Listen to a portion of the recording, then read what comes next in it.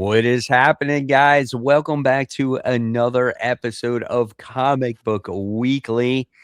And we took a week off last week. Brent wasn't feeling too well. And honestly, guys, it was absolutely freezing in Florida.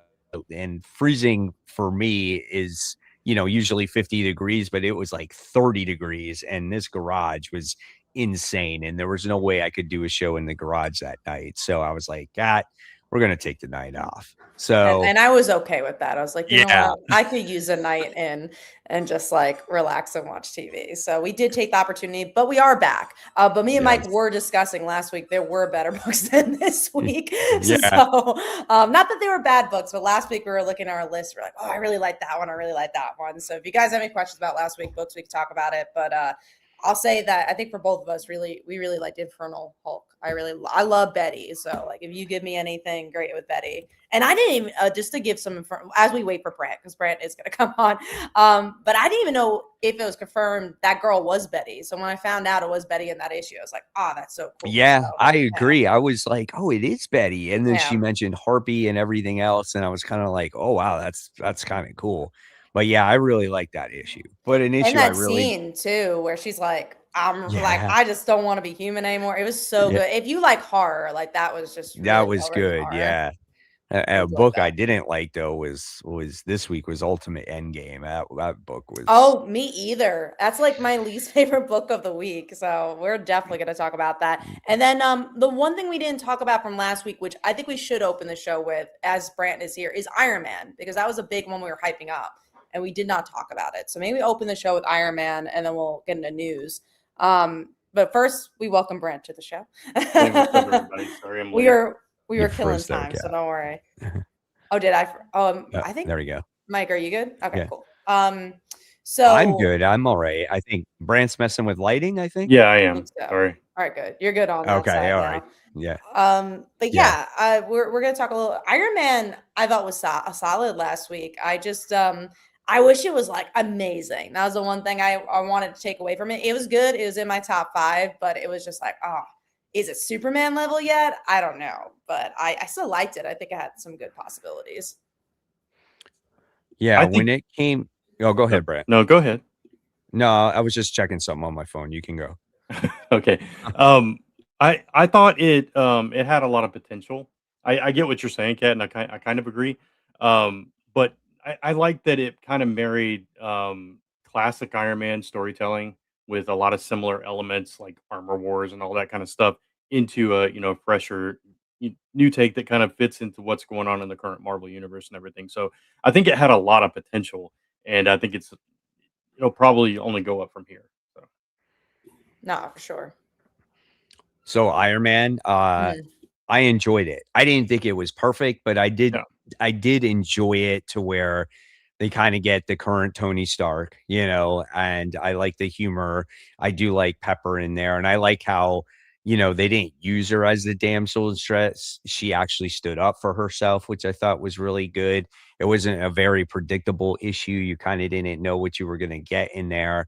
And I liked it. And you thought maybe in the beginning of the issue, you thought like, oh, look, it's going back to Tony's origin story when he was young and he had that first armor, but it was just kind of something a little bit different twist to it. I thought it was good, and I thought the artwork was good, and I'm definitely looking forward to it. And I like how, again, like you guys were saying, like Madame Mask is tied into it really well, and they stress that she is the leader of AIM. So I liked it. I thought it was off to a good start. I mean, definitely got to give it time for it to develop, because you can't always tell your story in one issue. Yeah. No, I agree. And I think there was enough there. And I think the difference with an Iron Man issue one compared to a lot of the other issue ones, like the plot was definitely first. It wasn't just like, here's action, here's a Yeah. team coming together. It actually felt like I had a will and a way, which I Right. want to see more from Marvel books. So that was nice. Those are the big books from last week I thought we'd talk about. I do see a question about DCKO boss battle. When we talk about the comics, we'll talk Yeah, about boss we'll battle. definitely talk about that for What sure. What was the other one y'all talked about from last week? Infernal Hulk. So actually, Oh, okay. that's a good question for you, Brant, because you are reading it currently still, right? But you didn't read the last volume. So did you like the Betty stuff? Did you not? I actually didn't read that issue. There was a handful of comics I didn't get to read from last week yet, so that's one of them. So my apologies. It was But really good. I think okay, you'll enjoy it. So when we get to Infernal Hulk issue 4, you'll have to let yeah, us yeah, know yeah, what you thought of issue 3. right. But yeah, we're gonna get into the news now. We thought we'd do a little setup from last week, but we do have some news pieces from last week too, and one of our bigger topics we're gonna talk about with that. So first, let's start with the new villain for the Death Spiral comic. So the Venom and Amazing Spider-Man, their character is called Torment. I mean, I don't know if this gets me excited for the event. One thing I don't love about Marvel is that they just kind of throw a new villain and it's like, why aren't you excited? It's But shocker. oh, right, it probably is shocker. I It wouldn't be looks like it. surprised. It looks like it. Like, if you look Yeah. at him, he's, like, wearing gauntlets, just like Mm, Shocker, Mhm. and, Well, Shocker's on the there top, I think, too. But you're eh, saying that you think he's like double agenting. I think something happens to him where he mm, changes or something like that. Also, there's one of the variant covers that features Shocker in there as well. I think he has some kind of significant role to play in this. mm, Which is cool because we haven't seen Shocker do anything in a long time. I right. am still really excited for this event. It's just hard for me to be like, new villain, yay, great, you Yeah, know? exactly. Yeah. No, I feel the same way. It's like you can say it's cool, you can show us a cool visual, but until we, see it in the Yeah. story and see how good or bad it I'm actually is. hoping though. I'm hoping Mhm. it's Oh, I gonna am be too. fun. I just I it seems like it could be because it has characters that we all like a Yeah. Venom and a Carnage and Black Cat and Mary Jane as Venom and stuff like that. Right. So I'm hoping that it will be good. And a lot of character beats in general that could be explored. That would Right. be cool to see. Yeah. Unlike again, some other Venom and Spider-Man events you would have had in the past if MJ wasn't Venom. Right. So we'll see. Moving on to Dynamite and Coffin Comics' co-publishing agreement for Chaos Comic Universe. So to explain, Coffin Comics does a lot with Kickstarter, but Brian Pulido has been around since the 90s. He did Evil Ernie, and he's also really known for Lady Death. So from what I understand, this is the Evil Ernie side of things. So Dynamite will be working with that, which makes sense because I will say Brian Pulido does more with Lady Death. So I think he's going to be focusing on Lady Death with his website stuff and Kickstarter, and then giving Evil Ernie to Dynamite, which is good business, and hopefully it gets even more eyes to Brian Pulido. Not that he needs it, because he's making millions and millions off his own website and Kickstarter. So cool Yeah. for him. I It think it's a it's cool been a deal. it's been a while since he's been like big in the direct market though. So that's Hmm.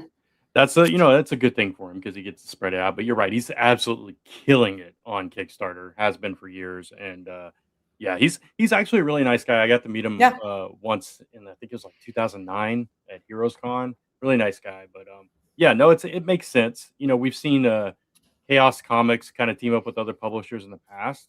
So, it's on brand for him as well. So, and it's like you said, it's a property that makes sense for that I pairing. feel like Evil Ernie was last in Dynamite, but I genuinely It don't might have remember. been. Maybe someone else Yeah. who is more familiar could let us know, because I remember Evil Ernie was in the direct market in the past like 10 years. So Yeah. Yeah, cool there stuff. was recently. I thought there was Hmm.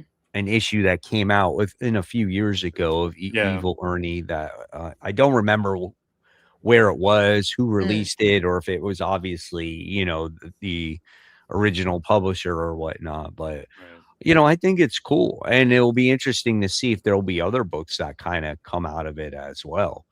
Yeah. Maybe there will be a Lady Death, book too. You never know. Yeah, I'll Yeah. say that I could see them republishing Lady Death stuff Mm, Yes. that have already been Yeah. yeah. through Kickstarter or whatever, which again is great because, even if you already have an audience, it's good to capture other audiences that might not buy online, which is the Wednesday Warriors. There's not as much of a Venn diagram as you would think. There is a Venn diagram, obviously, of people who go to Yeah. the store and also buy like Kickstarter or online comics, but there's not as much. I feel like Right. us Wednesday Warriors like our routines, so it's hard to break those routines. All right, let's get into. Let's talk about one that I heard had some nasty comments for some reason, and that's She Spawn miniseries from Gail Simone and Ig Gora. I'm not in the Spawn universe. I don't know what this means, but Mike, you do read Spawn sometimes. So Yeah, is I she mean, I Spawn haven't. a character that exists already, or Yeah, she has. Jessica okay? Priest is her name, and she's been around for a long time, even before like all the big issues came out recently. Um, and so she kind of leads the team Scorched, which is all the other Hell spawns, and kind of like Spawn has an arcing eye on her and that group. So it looks like now she's getting her own series, which I think is long overdue. Uh, so I'll be curious to see what Gail Simone does with this character. I might check out the first issue just to see, just because she is a more prominent character in that universe. A lot of the other books, in my opinion, haven't been that great.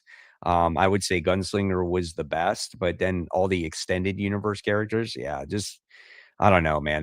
They're kind of a miss for me personally, but I'll check Is out the first Gunslinger issue. still happening, or did you Yeah. drop it? Did you No, and you're reading it still? I Okay. dropped it, but they're already on issue like 50 with it. It's Oh crazy. wow, Yeah. I didn't realize it was that deep. Yeah, No, Yep. me either. But I guess it kind of makes sense that yeah, that would be the range because I feel like it's been out for a long time. But that's yeah. Yeah. cool. I I mean, that's one thing about Spawn is that they know how to make money and make people buy their books. I picked up a variant cover, a Mark Spears variant for Spawn issue or Gunslinger issue 50. Oh, that must have been So cool. I'm glad that he's that's getting a how lot I of. knew about it. Yeah. Mhm. Yeah. That's cool. Wow. Yeah, and that would make sense. You know about it. Issue 50. All right, let's get into Kelly Thompson reveals the designs for Absolute Suicide Squad and new villain details. So, Brand, I don't know if you want to pop up the designs, but we saw a little bit of them in the last issue of Absolute Wonder Woman. So now we're getting a closer look. And yeah, I'm curious to see what they're going to do with the Suicide Squad and Zatanna. You know, I just picked up Wonder Woman again from last issue because I picked up the crossover as well. And I'm curious about Zatanna because she's just really different. So, Mm-hmm. you know, what do they do with her? And Yeah. is this Poison Ivy? Or is this Poison? Is that a different character? No, It's got to be a no, different character, right? Yeah. you're talking about the character like With the on the suit. right. Yeah. This was I forgot the name of the character. He was introduced earlier, Okay. few issues back, and it was the person that held them captive. So it's definitely not Poison Ivy. That's So it's definitely not their not. Let me take see. on Poison Ivy. It's a completely different No, character. Poison Okay. Ivy's showing up on Absolute Batman. Right. Oh, true. That's gonna be Yeah, soon. I forgot about that. right. So yeah, this is Um, a completely different character. it says it's a Doctor Poison, dubbed Doctor Poison 2.0 is what Mm. Yeah, the because article. the gave him a new suit because Yeah. earlier he was wearing a different suit. Hmm. Gotcha. So, Zatanna looks different, obviously. She was kept in a cage, Yeah. and then you have one of those aqua people there, I guess, that were in earlier issues, if I remember right. And then you have Giganta on the bottom there. She That's looks who that cool. is. I like that Yeah. she's like Yeah. a buffer version of herself. And then Right. you got Cheetah there, which is Mm. not Barbara. Mm. So Oh. there's that too. Because in the last issue, you got to see Barbara, and Barbara was in Yeah. previous issues as well. So Right. this is definitely a much different Cheetah. You can see how she's like all mangled up and everything. So obviously she's some kind of science experiment or something's gone on with her. Right. Yeah, for sure. No, I think some it's cool that they're like spinning off different properties within properties. I think that's yeah. like Suicide Squad being within Absolute Wonder Woman. Yeah, instead of like, oh, let's, Mm. launch 20 books. Mm. Yeah. Right. I agree. No, And then that's if it's popular, you could launch that. I really like the slowness of their launches, if I'm being honest, because I know there was going to be a mini series of like Harley or something coming up, and then they have Green Arrow eventually, and there's Mm. another one. What was the other one? Ooh, I don't Absolute Green remember. Arrow and something else. The They have Catwoman? another one. Catwoman, yes, Catwoman is the other one Yeah. that's not Poison Ivy. It's actually Absolute Catwoman. Is Mm. there another one though? I felt like there was 3 titles, but maybe I'm wrong. Maybe it's just Possibly. Absolute Catwoman and Green Arrow. And they're not coming out anytime soon. I think they're not coming out until closer to summer. So I like that though. I think that's why the Absolute Universe has had such a definingness to them is because of them taking it slow. Oh yeah, absolutely. There's no need to rush it. I think that's when you can enjoy the stories a little bit more. Mm-hmm. I agree.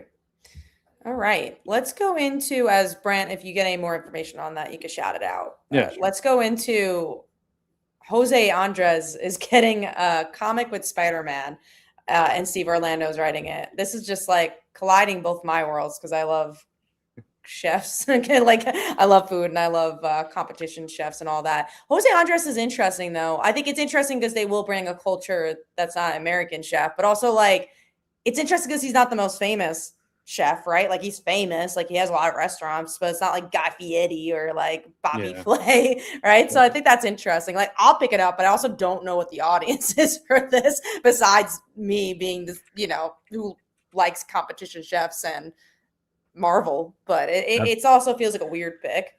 I feel like they're playing off of that one book that came out last year, where the heroes and villains went to a famous restaurant and you couldn't get a seat. And remember, they had to try to like keep the peace and they couldn't fight with each other. I feel like it's kind of playing off of that a little bit. Yeah. I mean, I'm picking it up. I think it's a fun idea. Yeah, it could be comical. I mean, this is where I struggle though with Marvel. It's just like we're supposed to have our stories that we have, and then you just come up with these random like one shots about superheroes eating, and it's like, yeah, it could be fun, but it's just like it's kind of like why? It's like why is it out there, Yeah. Well, especially when it doesn't feel it, like the AEW, like they built into that, like they built up to that moment, and they did that Comic-Con. Like it's not, it just does feel a little random when it's just like, oh, here's a random Jose Andres comic book. Right. Yeah, it's also like AEW is on TBS, which is a Warner Broadcasting, channel, so it makes more sense that way. Yeah. No, I don't disagree. I don't think Disney I know Disney, I think he has restaurants in Disney, but there's plenty of chefs that have restaurants in Disney. Maybe he's got something bigger coming up later that we'll find out about. I don't know. It's weird. It's a weird thing to do from time to time, Marvel. Real quick, there were only the two, Green Arrow and Catwoman. The other one of the three new ones was Martian Manhunter, which is obvious. Okay, so that was maybe that's what I was thinking of, or maybe I was just like not thinking about Catwoman correctly. All right, let's get into more Marvel, which is a new 10-part Doomquest announced with Dr. Doom. So it looks like they're continuing the Doom story that we've been getting for years at this point with the One World Under Doom. I think Ryan North is even writing it. He is. Yeah, Ryan North is writing it. So if you liked One World Under Doom, pick it up. If you didn't, then don't, I guess is my big, I didn't read One World Under Doom, so I don't really have that much in it. I probably won't pick it up, but then I'm also liking his Fantastic Four run, so I'm not really sure where I stand with that. Yeah, this is one of those books where I just like, I think about it. I'm like, this is just because the movie's coming out, basically. Yeah, so they want to keep Dr. Doom kind of in being relevant in the comic books. And this does have to do, it's like a in-between thing with him. It's like he's going to like different times or whatever it is. I don't know. I'm not sure. Maybe I'll try the first issue. It's like I'm almost like over that whole Doom storyline at this point. I was over it after issue 1. So I mean, I'm right there with you, Mike. I'm kind of over it, but at the same time, like you said, Kat, I'm enjoying Brian's Fantastic Four. So, and he's writing this as well. So I'm like, okay, it could be good. So I'm definitely going to try out the first issue, and hopefully we'll get enough from that issue to kind of tell whether it's going to be good or not. I think it depends on the week. It seems like 10 issues for that is a lot. Yeah. Sure. Like you said, they probably are buying time because the Avengers Doomsday comes out Christmas, November? Is it something like that? Yeah, something around that. So 10 issues. I mean, it comes out around the same time as the movie. I think they're literally just buying time for the movie. But then also, like, our movie goers going into the comic book store and be like, I need issue 9 of this Dooms event. No, they're probably just going to get an old Dr. Doom book that people heard is good if they're trying to get a Dr. Doom book. And also, this Dr. Doom is Robert Downey Jr. It's going to be a completely different character anyways. Yeah. I mean, Yeah. maybe they're thinking the opposite way. Like all our comic readers will go see the movie or buy all the issues, so they'll be spec and all that stuff. I don't know. It's an interesting thought, but I don't know Yeah. if. um, so Tevye asks, how do you feel about Ultimate Endgame being delayed? It was a Bleeding Cool article, so I kind of take it with a grain of salt. I did see that. If it is delayed, I mean, I don't know. We'll talk about issue 2, but I'm just losing so much You don't care if hope. it is or not. Yeah, exactly. Especially because we have the Reborn thing coming out, so I'm just like, Yeah. whatever. Like, I just want a good I mean, the story, and I don't. maker who's a tree. From issue 1, I thought it was ridiculous that he Yeah. was a tree, and then issue 2, they went on even further that It he's a just tree. got worse. Yeah. So yeah, I don't know. Well, hopefully it means that they're reworking it. I guess why the delay? No one knows if it Yeah. even is delayed. We don't know. So funny enough, and this is why we don't take Bleeding Cool articles and say this is true. But there was an article in Bleeding Cool about Black Cat and Gwen Yeah. getting canceled, and we are talking about it. I was like, okay, take it as a grain of salt. And then like the next week, we found out no one's solicited. So like, Correct. take it with a grain of salt. It might not be true. Yeah. All right, let's get into the next thing, which is DC launches massive Absolute Universe reprint. Now, this is cool. Again, goes back to success and taking things slow. So it's in such demand still that they're just relaunching it all. And I think that is so cool. I just love how well DC Comics is making the ecosystem of comics and how many new readers are getting into DC. And just like, I love the excitement. I just think it's cool. Yeah. Absolute Batman will be up to its 11th printing for That's issue crazy. 1. And it has the trade out already too, which is crazy. Yeah, it has 2 trades. It has the first and the second one. The second one came out last week. Oh wow. And so that's impressive, man. And even for like Absolute Wonder Woman and all these books, like they're going down the line. And again, while people want to pick them up and read them, that's awesome. Well, and Absolute Wonder Woman in particular, I'm sure is getting a really big bump because of the crossovers. I'm sure people love Absolute Batman. It's like, oh, well, now I got to pick up Absolute Wonder Woman and kind of start from the beginning. So I'm sure that brought a lot of people to the series. Oh, I'm sure. And then, like we just said, they're starting to introduce a bunch of characters in Wonder Woman too. So you want to catch up to get up to that and everything. So or spec buy, you might be like, oh, the first time Absolute Suicide Squad showed up. So and a lot of the books really are doing well with the spec. So absolutely. buy a random Absolute book and you probably will, it'll be worth $100. It's like The Walking Dead, right? Like who knew all those issues were going to be worth so much money, but those earlier issues, a lot of them are worth a lot of money. Exactly. Because they didn't print as much, especially if you get the first printing, which I think all 3 of us have the first printing Absolute Batman. So that's cool. All right, let's get into G.I. Joe. So they have a secret origin of G.I. Joe Risk gets a 3-issue arc in May. I don't know who that is, but Brant, tell me. Yeah, who is G.I. Joe Risk? So it's funny because this was the character that we were talking about a couple weeks ago that we thought was going to be Zartan. So now it seems like maybe he's somebody else, or his origin is tied to somebody else. So this is a guy that came in that was a new character. He wasn't like a classic G.I. Joe character that kind of came in and kind of ruffled some feathers a little bit because he was, an outsider and all this stuff, and he was kind of calling the shots, and Duke didn't like him and all this stuff. Anyway, but yeah, so this origin thing that they're telling ties into another villain, a classic villain that is not like a real popular villain. His name is Crystal Ball. He actually has like a crystal ball and everything. He's a really weird character that we never saw that much of. So it's interesting to tie him into that. I don't know how they're going to tie him into that, but I'm very curious to see like what his actual like motive is, or what do you think, Mike? Well, I didn't see this news piece, so this is the first time. It just came out today. Yeah. So I mean, I remember Risk when he was introduced in the comic, and he was a little bit into the story, and they briefly introduced him. So, but I want to read this. Like, I totally want to see where this guy came from, like what his backstory is, and whatnot. So, anything with G.I. Joe, I'm all on board because it's been so good.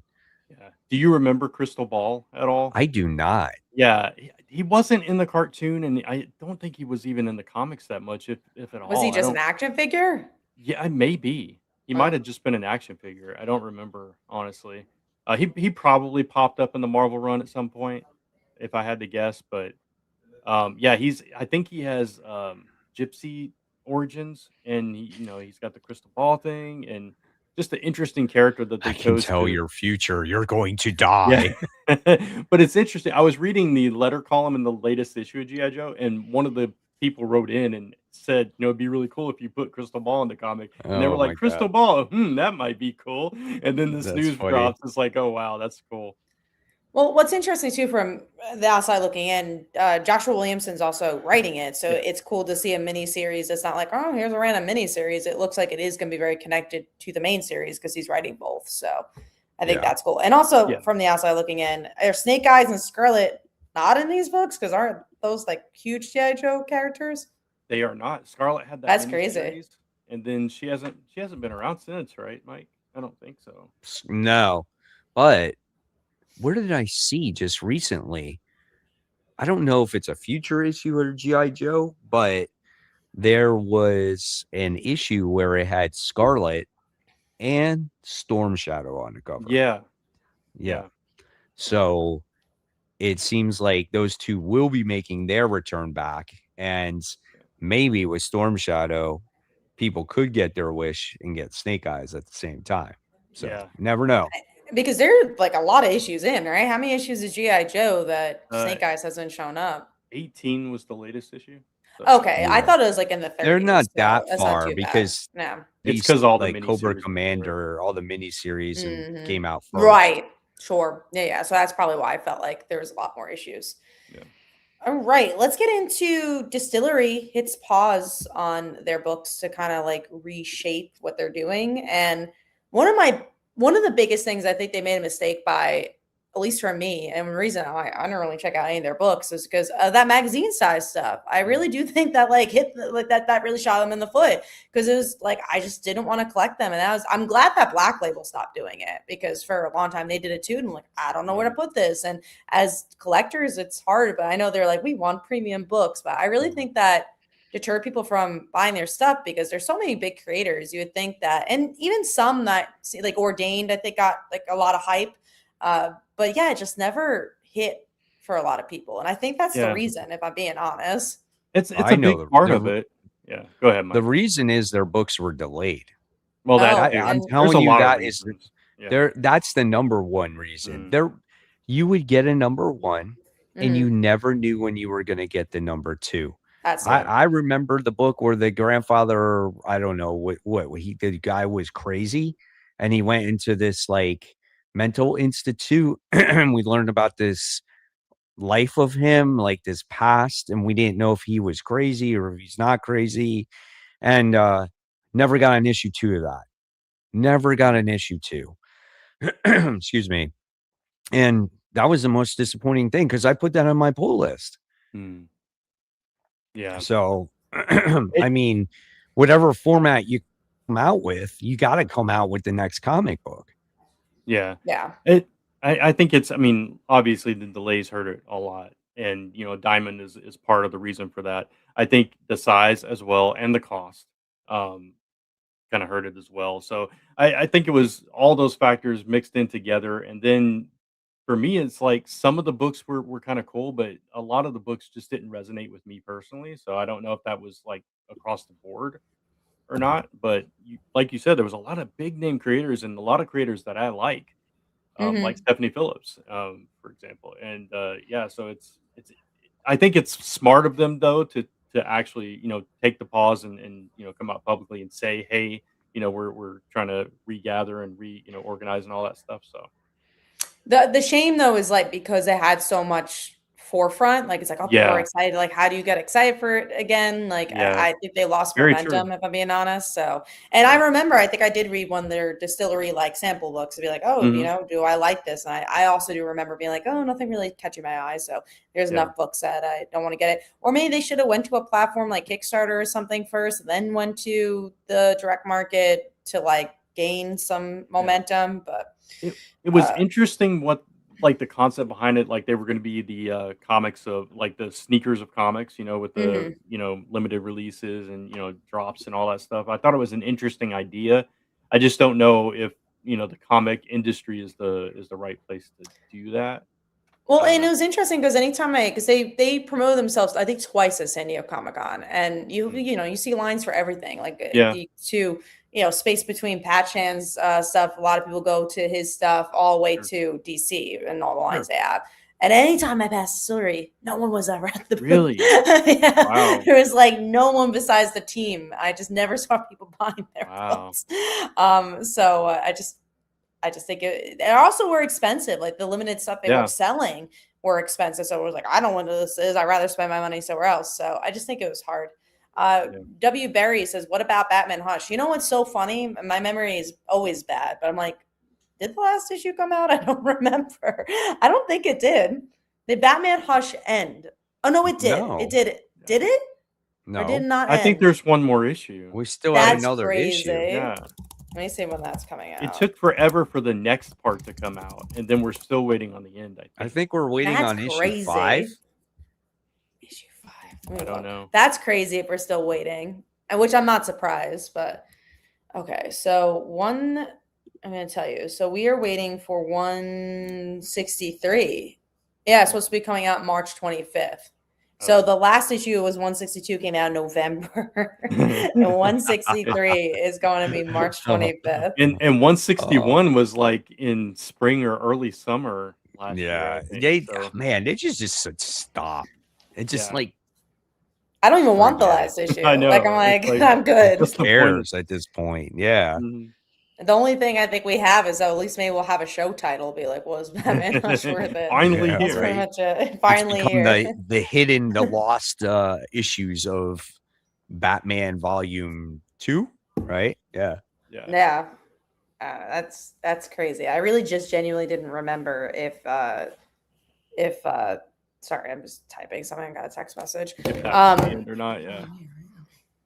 So let me see what the next thing is, which is more details on Heroes Reborn. So this kind of came out right after we talked about Heroes Reborn. So now we have more details about it. So I'm trying to remember what all the details were. We have a cover. It looks like, I don't remember if we knew this, but Miles Morales is now talked about as the head of this event. Yeah. And it looks like Iron Man and Captain America look more like their average characters, so I think we're getting that. It's that it goes back to that origin box thing, and it's it was in the Ultimate Spider-Man Incursion, I think is where that happened, that miniseries. But yeah, he got these origin boxes that's going to kind of tie into. We don't know what they are exactly, but yeah. So I don't know. I think it's actually taking place in Miles Morales Spider-Man, right? And so those origin boxes are probably going to change things in the main universe too. Yeah, exactly. Yeah. Who's writing Miles Morales now? I thought Cody Ziegler was leaving. It's still him. It's still him right now. Yeah. I don't know in the future, but yeah. It says there was a teaser in issue 42 of that teased the origin boxes that leads into this movie. Yeah. I'll say I still am not very interested in the event. Obviously, we'll pick it up, but I'm just like, pick a lane, I guess. Like, are you keeping Miles Morales in the regular universe or you're not? What do you want from this Ultimate Universe? I think they're just stalling, man. I think they don't know. Yeah. I don't know. They're like, oh, we're just going to call it the origin box and go from see there. what we can come up with. Yeah. Okay, so Christopher Morrison said Miles Morales ended last issue. So what? Is it over? No, it didn't. Did it? Miles Morales Check on ended Liga in the Comic last issue. Geeks. Ended issue 42. Did it really? I thought it was just the end of Rabble's story. Because that's what I thought. I thought Cody Ziegler was done with his run. If you go on League of Comic Geeks and there's no next to it, then that means that the story wrapped up. Yeah, maybe I'm wrong. Let's see. That's crazy. So that means I guess Reborn is doing this stuff for Miles, and maybe they are trying to bring him back. Maybe, I don't know. But then what's the point of that? You have Gwen in the regular universe. Yeah, there is no next. I guess that's why they were teasing it, which is weird because it's Legacy number 324. Are they just relaunching it with the new number 1 to hit that? They'll relaunch it. They haven't they'll have a new writer yet. on it. Yeah, and it's going to be Brian Michael Bendis. Watch. It's going to be after this miniseries. Yeah, and they're going to relaunch it. Yeah. They're gonna relaunch it. It'll probably be Brian Michael Bendis. Yep. And the origin boxes are gonna take place out of Miles Morales. Mm, Watch you see. yeah. And Oh, things are gonna change. this issue was so much. co-written by the guy that is writing that miniseries, the Ultimate. Oh, maybe he's taking. Let me see who the person is. Chris Condon is his name. Oh, Chris Condon. I've heard his name before. Yeah, I've heard his name. The but I Ultimate can't remember. Wolverine. Ultimate Wolverine. Oh, okay. Yeah. And Okay. he also did Green Arrow. Yeah. Okay. Oh, I didn't love Green Arrow. I think I dropped that one. It's but this, the new recent, yeah. most recent Yeah. one. Okay. I like Ultimate Wolverine well enough though. Yeah. Mhm. And obviously that got hyped up a lot. So I'm Yeah. sure they just want to give him a bigger role and see if he can have a bigger role in Marvel, which makes sense. So it all sounds a little bit like a mess to me, knowing now that Miles is ending and they're doing all this stuff. But I didn't realize Miles was ending. That's crazy. Well, you both have been reading it, or did you? I read a decent amount and then I stopped it. But then I heard a rumor that Cody Ziegler's run was coming to an end. I just didn't know when it was coming to an end.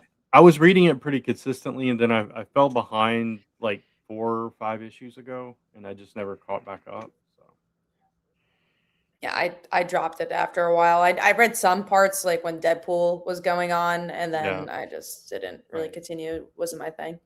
So let's talk about the elephant in the room. So Zdarsky, and this is not a Bleeding Cool article, he did an interview and he was talking about Armageddon. And he was pretty much saying that there hasn't been a Brian Michael Bendis in a long time, and Marvel's kind of looking for that. And he thinks he could fill that role. And again, I'm paraphrasing this, so take as it will, listen to the podcast.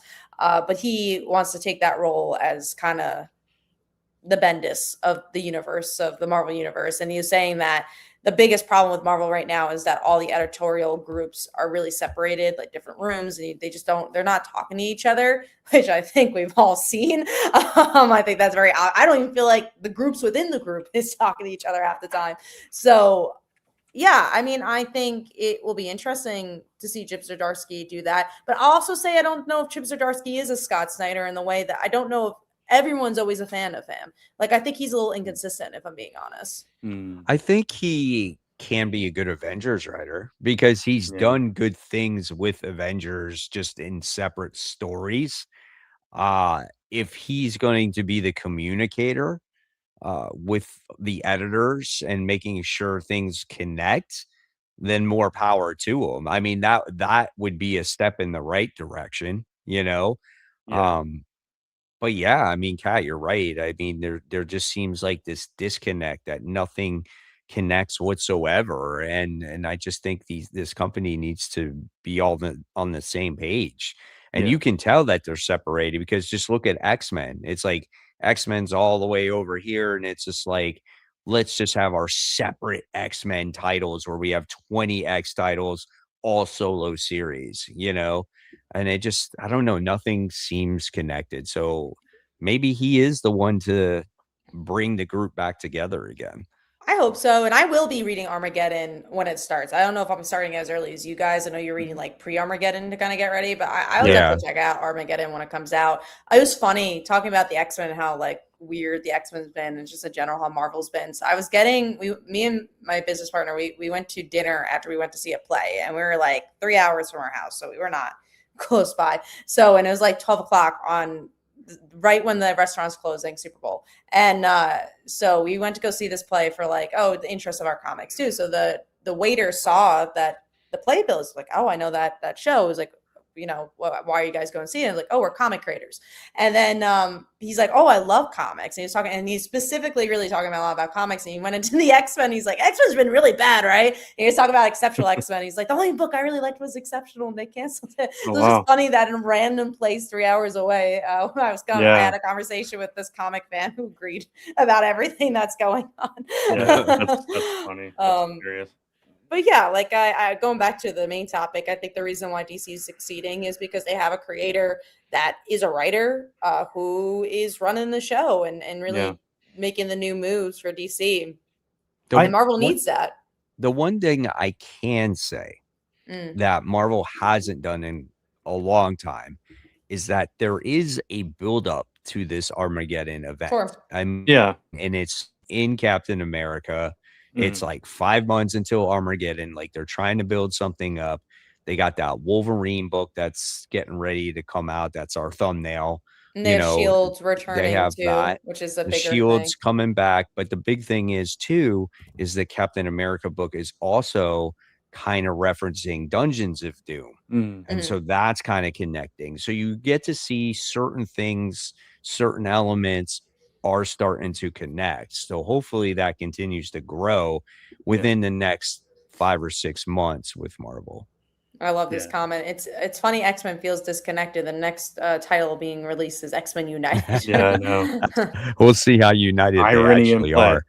Yeah, No, exactly. I'll say it's the same writer as Exceptional X-Men. So if you didn't like that run, you Mhm. probably won't like this. If you did like the run, maybe you'll like it. Yeah. You know, that's how I'm gonna probably read it. But yeah, I do have hope for Armageddon, but it's also not. If I'm being honest, it's not as exciting as Absolute when that was announced or DCKO. Like I No. was excited for those things. Armageddon, I'm like, all right, maybe it'll be competent, right?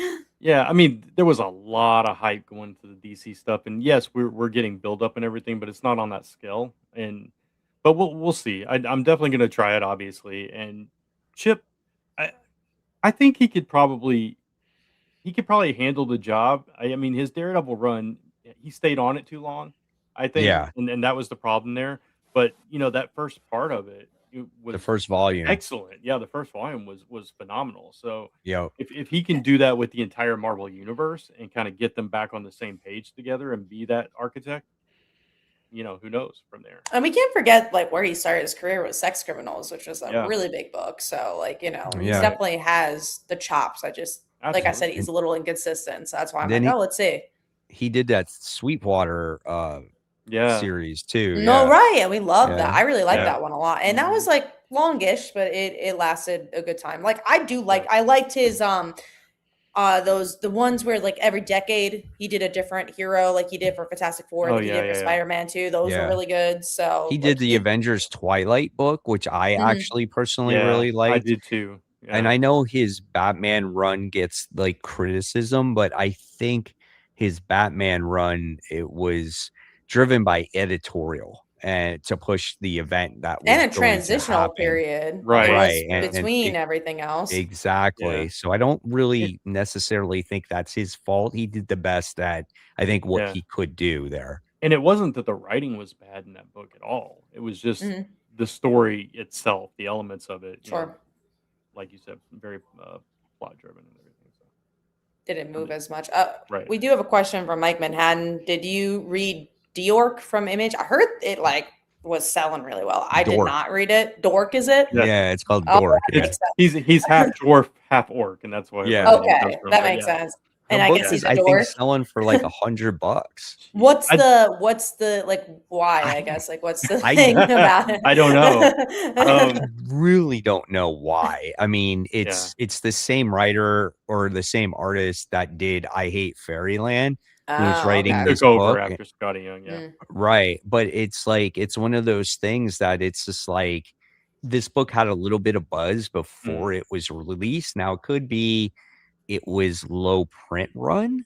I I don't could know. Maybe. be. I don't know. I don't know why it's kind of Did you guys buzzing read like the it? way it is. I did read it I actually. have it. Yeah, I bought a copy too. Yeah. So for me, I mean, it's an interesting book. The art obviously is very similar and kind of a little bit of the vibe as well. But it Yeah. also reminds me of like classic stuff like Gru and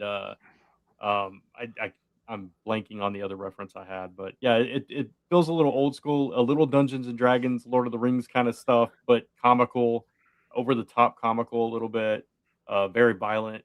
So it's a contrast to like this cutesy art style and this violent fantasy world, and he's got this magical talking shield, and Yeah. he's prophesied to end the world because he's half light and half dark and all this stuff. So it was an Yeah. interesting read. It was fun.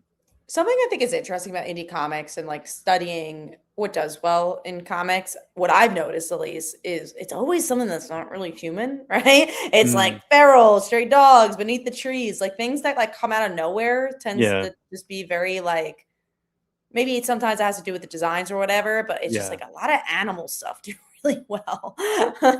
Just And this Let's like unique say kind of about it plays different with that. stuff. right. Yeah. Yeah. Right. And obviously, like, it doesn't always happen. Like, everything Dead and Dying did very well, and it wasn't an animal related thing, but Yeah. it's what I've noticed lately. All right, that is our news. So before we get into it, I do have some Kickstarters and we'll get into our comic books. So let me show you some Kickstarters. We have, let's do entire window. Why not? So first is The Little Mermaid and the Pirate Queen. So what's interesting about this one, we do a lot of not safe for work books, but this you could buy the sweet version and the not safe for work version. And we are not Marvel Red Band. We actually do make a big difference between the sweet and spicy. Spicy has extra 2 pages. There's more violence. There's sex in it. And then sweet, we make it that way anyone can read it. So if you enjoy The Little Mermaid and you want a pirate twist, go check it out. And the art that's right there is actually the art of the interior art as well. So go check that one out. You can also get a Terry Moore cover from issue 1. Pick that up. And then next, I believe I've talked about this one already. It's Sink Your Teeth by Zoe Tennell and Lauren Knight, who does the art. And if you like noir, Jessica Jones for vampires, and maybe if you live in Chicago, you'll enjoy that one. So I'll give you guys a link in the comments. And now we're ready for some comics. Yes, guys, it's time for the comics. Let's kick it off with Archie and the Army of Darkness. This is issue 1. So the whole time I was reading this comic book, I was thinking of Brant this entire time, just kind of wondering, what did he think of this comic book? I thought it was pretty decent. I will definitely give an issue 2. I do like how they went with the Archie artwork style, and they kind of made Ash just different enough to where he's like rough around the edges. It's very fitting how these two tie together, where it was what's his name, Reggie, who has this house in the cabin in the woods, right? And they come across the ancient book, and obviously monsters start appearing, and then you start learning about the back history of like how everything led to this point. So I thought it was cool seeing Archie in the entire cool stuff. I think Archie's going to have a big year this year. I really think they're ramping up because obviously they have the Oni thing too. So I really think Archie's going to make some waves this year. Yeah. Archie has always crossed over with popular properties, and this put me in mind of the Archie Punisher crossover from like the 90s. It was similar because Punisher was also kind of illustrated in that way where he was just edgy enough to be different, but still in that Archie style. Right. And that gave me the similar vibe there. But yeah, no, I thought it was a decent story. I liked that it started off classic Archie, and then it kind of slowly transitioned into the monster is Army of Darkness kind of stuff. And you see Ash and his classic personality. So it was a fun read. I enjoyed it. Cool. Got a question here. It says, how are you guys feeling about Bleeding Hearts? So I'm excited for it's the new Vertigo book. Yeah. Correct. I'm not a huge Dennis Camp fan, so that's the only thing that's like I'm a little worried about. But it seems like a cool premise. It's like zombies. How if they lived, right? It's only zombies pretty much. Something like I thought that, the art style looked cool. So I'm buying every Vertigo book. So I'm gonna buy all the issue 1s, and because what I really love that Vertigo did and DC did is that they're not releasing multiple issue 1s in 1 week. They're just releasing 1 issue 1 each week. So that's so much easier to buy than when you have like 5 of them in 1 week. And then you can pick and choose what you like. Right. All right. Cool. I thought this one looked kind of interesting. Bleeding Hearts. I did. I read the preview of it, and it's like they're all different too. Like one of them has mushrooms growing on his shoulder that talk to him, and another dude has like flowers growing out of his head. I don't know. There's a weird vibe in that book. We'll see what happens. How it hopefully all started. A good weird. Hopefully. Yeah. All right. So let's talk about. There's a couple of interesting books here. Let's talk about Ultimate Endgame, since we were talking about this whole Endgame story and this origin boxes and all that crap. So we got Ultimate Endgame issue 2. This book, I'm reading it and I'm going, I read all this Ultimate stuff for this. Like, this is what I'm getting out of that. It's so like uninspiring. It was like literally a chore to get through this book. I'm like, I did not want to read it anymore. And like I'm so like on the fence if I want to buy the next issue, because seeing the Maker as a tree and like spreading his spores and infecting other people, I was just like, my God. I'm like, and it's all over the place. I couldn't even make what's going on half the time. There is no heart to it. I think that's the issue, is like it just doesn't feel like we've gotten to this moment organically. It feels like it's ending for some reason, even though I don't think it should be ending, and now it's reborn. It's just like it's all over the place. I agree. The tree stuff took me out of it so much, and I don't think the art's very strong for an end game Ultimate Universe stuff. I don't know. I'm gonna read it all the way through because I want to see where it goes. But I mean, if Mike is saying he's not gonna get the next issue of like a huge event like this, like I'll that's probably showing you. get it, Yeah. but and then his dad was like, oh my God. It's just like, yeah, it was like Iron Lad's dad. He's like, Dad. He's like, I don't know who you are. And he's like Kang, right? It's just like, I don't know, or Immortus or whatever. It's just so much there that I just was like, why is this happening? Why couldn't it just be like, I meet the Maker comes out and he makes his big return, and it's just like this epic battle, and now we just get like this. I'm like, oh, it's not what I expected it to be whatsoever. Yeah, it's almost like they had a longer plan in mind, and then when it got to the point, they're like, "Yeah, we're canceling the Ultimate Universe. Oh, great, we got to pivot. Okay, he's a tree." That's what it felt like to me. Tree, guys. Let's chop him down with the axe. I don't know. I felt the same way you did with this, Mike. It just, I was trying to like it and get into it, and the more I read it, I was just, the more I getting felt more disinterested. disappointed. Yeah, exactly. And it's like, and bored. Yeah, that too. Yeah, for sure. So yeah, I don't know. I did want to answer this question real quick. Somebody said there was a movie kind of like Bleeding Hearts some years ago, and then asked what it was. I think you're thinking of Warm Bodies. That's what I was thinking, but I wasn't sure Yeah, that that's was right. yeah, which I've never seen, but I've heard is very good. It was a good movie. I feel like it's been on my list forever. It seemed like a Lisa movie, but I'm glad that was a good one. I hope that's the one you were thinking of, because that was also the one that came to mind. All right, so let's talk about DCKO boss battle. So this was one of those books where it was just a cool book because you had these properties crossing over. If you had the expectation of having fights conclude, heroes win or lose or die or whatever it is, that's where you were going to get disappointed. If you wanted to see any results in the DCKO tournament, that's where you would get disappointed. I think, would I have liked to seen less characters so we would see more fighting from maybe some of the main characters?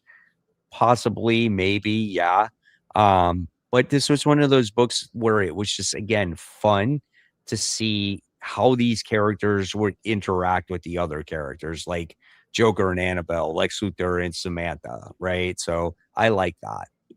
Yeah, I liked the little moments. I really wish it was a mini series. I think that was my biggest complaint, because like you said, there's so many characters, it's hard to enjoy every moment. But I like Joker and Annabelle, like I thought that was really cool. I think it was Annabelle, right? That Joker teamed up with. I feel like Samantha was somebody else. Samantha was Lex. Lex Luthor. So yeah, I mean, I liked it enough. It didn't make my top 5, but I think it's fun, it's cool, and just take it as it is. But if you were, like you said, if you're expecting like Shakespeare, you're not gonna get it. No, here. it was just a spectacle, and obviously to get people excited and get the people to pick it up. But it was just fun to see all these characters from all these other franchises come in and interact with the DC characters and everything, and just have a battle. I would have liked it to have been like a 3-issue thing too, so we could have expanded some of the battle scenes. But at the same time, I knew what I was going to get. So yeah, I had fun with it. And maybe it would have been too much money. We don't know what the IP situation was for that either. If it was like a longer issue, or maybe like even 2 issues to kind of, again, decompress that story a little bit, it would have been cool, I agree. I think it would have been in my top 5 if that was true, if they were able to expand it. But All right. So with that being said, let's go to the number 5. And Brant, what was your number 5? My number 5. What was my number 5? Absolute Superman. It's a good Got one. it. Issue number 16. There was the whole Yeah, I thing liked with it. Hawkman and Superman meeting and him trying to like convince him to work with Lazarus and all this stuff and trying to Yeah. tell him the history of the superheroes and all this stuff. And I love how he just kept leaving and Hawkman was getting really annoyed by him Stop leaving. him. Yeah, Yeah. exactly. Yeah. I also thought it was interesting that Hawkman is one of the only people like Superman, because they obviously changed his origin so much that he's very alone in this version of his Right. book. So of course it's Hawkman who's kind of like annoying and he can't relate to. So that was interesting. Exactly. Yeah. And then you I also had liked. go Go ahead. ahead. I was just All gonna say right. the Lois Lane thing where she was Mhm. going to the Daily Planet and it wasn't what she expected and it was all run down That's and everything. That's exactly what I Yeah. was gonna say. Like it was like a office building now, or it was like a apartments or whatever it Yeah. was. It wasn't even the place, and Perry winds up getting replaced by Jimmy. I thought that was like hilarious too. Yeah. What I liked about this issue was there's so many little different story plot Mhm. lines going on, and it just creates you look forward to the issues ahead, right? With Lois, with Jimmy, with Hawkman, with Superman, with Parasite was in this issue too. You got to see him for the first time, and then the end with Lex Luthor and Brainiac, I thought that was really interesting. And then Yeah. Brainiac going to town at his house, just gonna kill all his neighbors and friends and stuff. So That I was was like, crazy. God, Yeah. that was insane. So I just That was thought probably the go on, Mike. I was just gonna say that there was just a lot here to offer for the reader.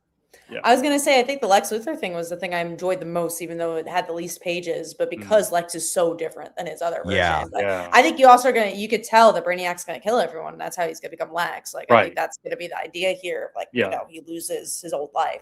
But yeah, like you said, there was just a lot in this issue, which I liked. Absolute Superman always like sneaks up on me. Because like when I'm about to read it, I'm like, this is not my favorite Absolute book. And then after I'm reading it, I'm like, oh, this is such a good book, It has exactly. It has times where it has the possibility of like overtaking Batman for me. I agree. It gets that good at times. Yeah. I agree. Just wanted to address this. It was my number 5 pick, but it was Absolute Superman number 16, I think. Yeah, I was gonna say I think we're in the teens. Yeah. Well, I think he's saying he's like only number 5. Absolutely. Gotcha. That's what he means by that. Gotcha. Yeah. Well, Don't worry if that's your number 5. It's okay, Brent. Yes. Don't let someone I know. persuade you. I wasn't gonna apologize for it. I was just like, it's my number 5.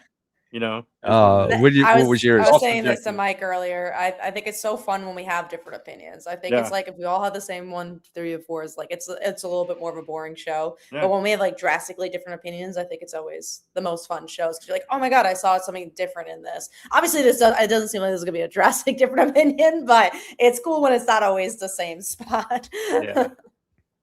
So what was yours, Kat? What was your mine number 5? was Poison Ivy issue 41. I thought it was a good setup to the mayor stuff. I think That was my number 6. Yeah, it was like teetering between 5 and 6 for me. But I like the art, and like I said, it also feels really different. I think it, if you're looking for a different type of superhero story, I like that she is a hero because she's a villain, right? It's just like that's literally the best way to describe it. Is like people like her because she's breaking the rules. And I think it'll be interesting to see that in like a political standpoint for Poison Ivy. And I think G. Willow Wilson's doing a good job with it. And I like how Harley showed up in this, and and I love the characters in the jail cell as they were talking to her too. And it's a good book. I'm telling you, you'll enjoy it. The more you read it, the more you will enjoy the series. It just gets better.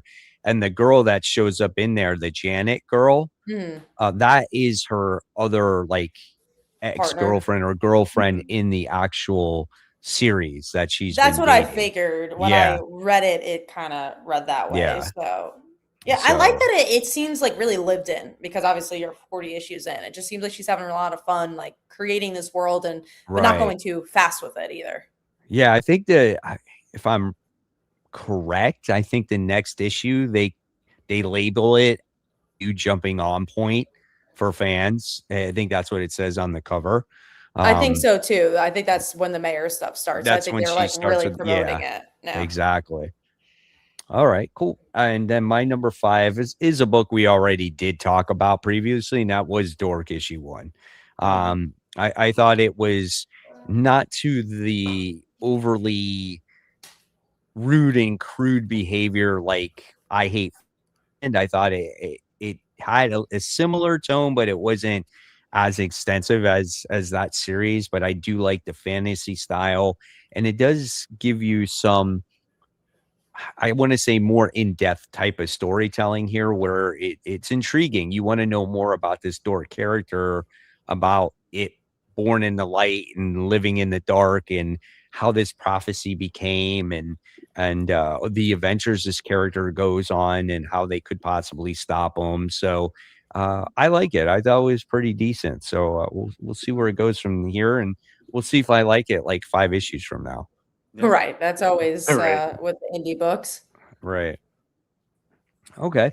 So let's move on now to Brant didn't read this, so Kat and I read this. This was Ripcord issue 1. Hmm. This was a pretty simplistic book. There wasn't much to it. It was about a woman who is going after her missing sister. And I think she's in Australia, if I remember correctly. I think so too. I thought Yeah. that was a big part of it. And basically, she just comes across asking people, "Where's my sister? Where's my sister?" And she gets attacked. People try to take advantage of her.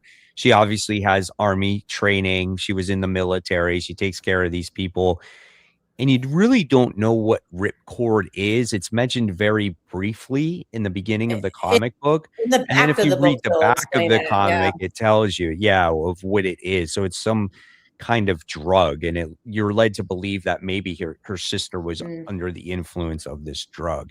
So it was pretty good for what it was. I think you really need an issue 2 to keep going with it to find out more. Yeah, my only complaint I think is that I had to read a back of the book to kind of figure out the main plot Right. of the book. Yeah.